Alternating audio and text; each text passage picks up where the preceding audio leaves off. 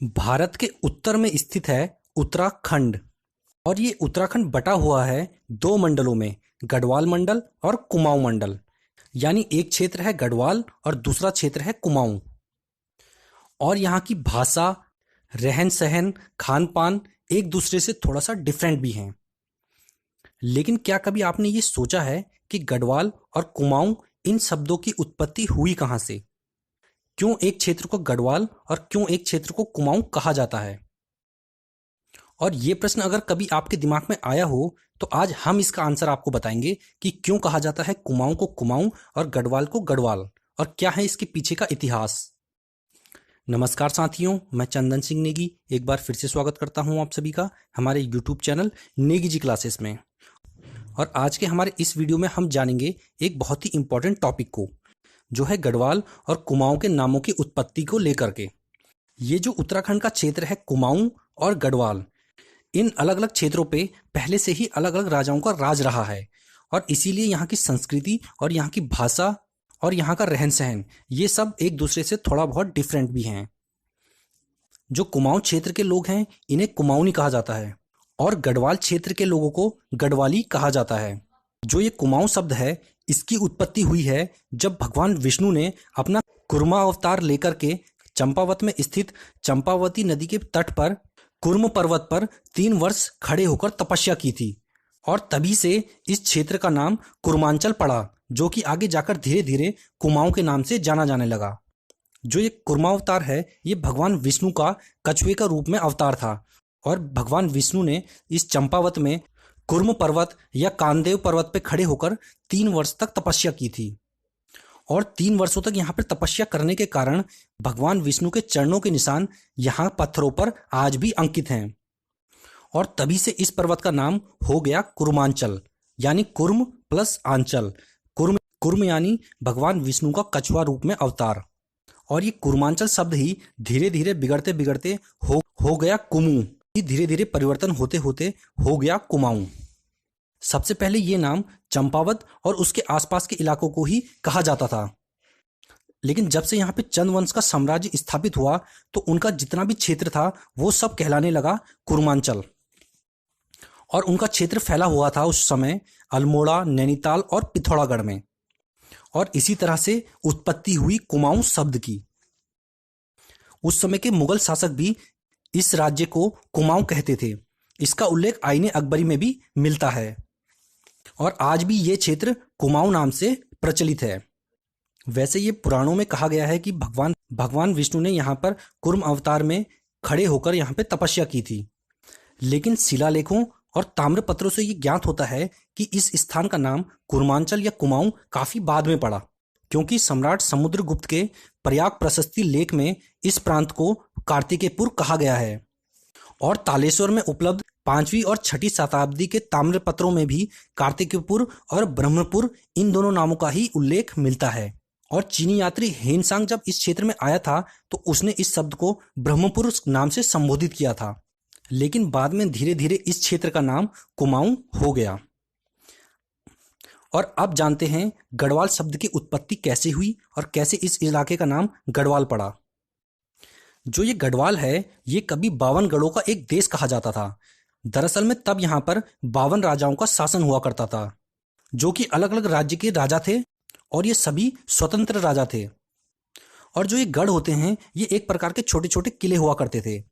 और हेनसांग जब 6ठी शताब्दी में भारत आया था उसने भी लिखा है कि यहाँ के जो गढ़ों के राजा थे वो इनके बीच में आपस में लड़ाई चला करती थी, और इनकी आपसी लड़ाई का ही फायदा उठाकर परमार वंश के प्रतापी राजा अजयपाल ने इन सभी 52 गढ़ों को जीतकर अपने अधिकार में ले लिया, और स्वयं इन सभी राज्यों का एक छत्र स्वामी बन गया। और अजयपाल कहलाया गढ़वाला, और उसका ये क्षेत्र ही कहलाया गढ़वाल। गढ़वाला यानी इन 52 गढ़ों का एकमात्र राजा। आपने गढ़वाल के बारे में कई किस्से कहानी और लोक कथाओं में सुना होगा कि यहाँ पे 52 गढ़ हुआ करते थे। तो ये 52 गढ़ थे। नागपुरगढ़, जो नागपुरगढ़ था ये नाग जाति से संबंधित था। इसके बाद अगला गढ़ था कोलीगढ़, और ये बछवाड़ बिष्ट जाति से संबंधित था। इसके बाद था रावणगढ़, जो कि बद्रीनाथ के निकट में था, और ये रवाड़ी जाति के लोगों से संबंधित था। देखिए, अब इनमें से कोई गढ़ बचा तो नहीं है, लगभग लगभग सभी गढ़ समाप्त हो चुके हैं, लेकिन पहले ये गढ़ हुआ करते थे। इसके बाद अगला गढ़ था फल्याणगढ़, जो कि फलकोट में है और ये फल्याण जाति के ब्राह्मणों से संबंधित था। इसके बाद अगला गढ़ था बांगरगढ़, और ये बांगर में स्थित था और राणा जाति के लोग यहाँ पे शासन किया करते थे। इसके बाद अगला गढ़ था कुइलीगढ़, और यहाँ पे सजवाण जाति के लोग शासन किया करते थे।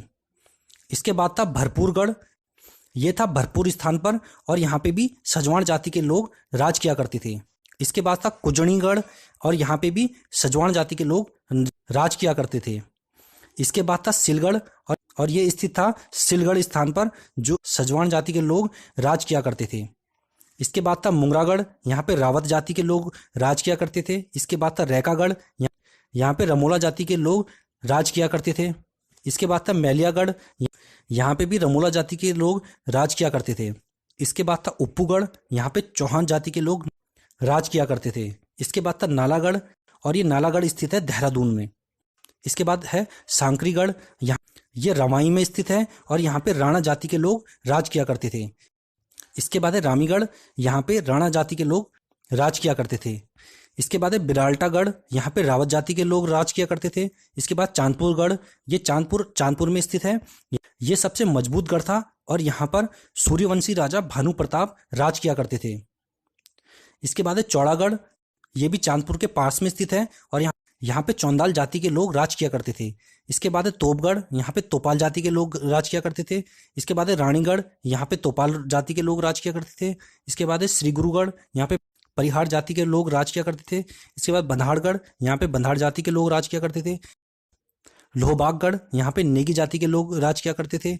इसके बाद है कुंडारागढ़, यहाँ पे कुंडारी जाति के लोग राज किया करते थे। इसके बाद है धौनागढ़, यहाँ पे धौनियाल जाति के लोग राज किया करते थे। इसके बाद है रतनगढ़, यहाँ पे धमादा जाति के लोग राज किया करते थे। फिर है एसारूगढ़, ये गढ़ श्रीनगर के पास में स्थित है। इसके बाद है एड़ियागढ़, यहाँ पे एड़िया जाति के लोग राज किया करते थे। इसके बाद अगला गढ़ है लंगूरगढ़, और ये लंगूरगढ़ स्थित है लंगूर पट्टी पे। इसके बाद अगला गढ़ है बागगढ़, बागड़ू जाति के लोग यहाँ पे राज किया करते थे।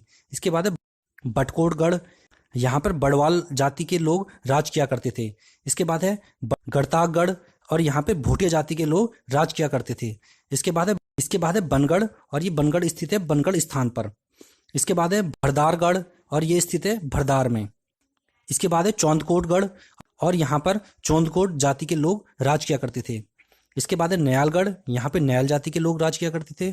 इसके बाद है अजमेरगढ़, यहाँ पे पयाल जाति के लोग राज किया करते थे। इसके बाद है कांडागढ़, यहाँ पे रावत जाति के लोग राज किया करते थे। इसके बाद था सांवलीगढ़, और ये स्थित था सांवली खाटली में। इसके बाद है बदलपुरगढ़, और ये स्थित है बदलपुर में। इसके बाद है संगेलागढ़, और ये संबंधित था संगेला जाति से। इसके बाद है गुजडूगढ़, यहाँ पे गुजडू जाति के लोग राज किया करते थे। इसके बाद है जौटगढ़, यहाँ पे जौनसार के लोग राज किया करते थे। इसके बाद है देवलगढ़, ये स्थित है देवलगढ़ में। इसके बाद है लोधगढ़, ये देवलगढ़ में ये भी स्थित है। इसके बाद है जौलपुरगढ़, ये देवलगढ़ के पास में स्थित है। इसके बाद है चंपागढ़, ये भी देवलगढ़ के पास में ही स्थित है। इसके बाद है डोंडरा कुंवरागढ़, और ये भी देवलगढ़ के पास में स्थित है। इसके बाद अंतिम गढ़ है लोधनगढ़, ये भी देवलगढ़ के पास में ही स्थित है। तो इन सभी 52 गढ़ों में छोटे छोटे राजा स्वतंत्र रूप से राज किया करते थे।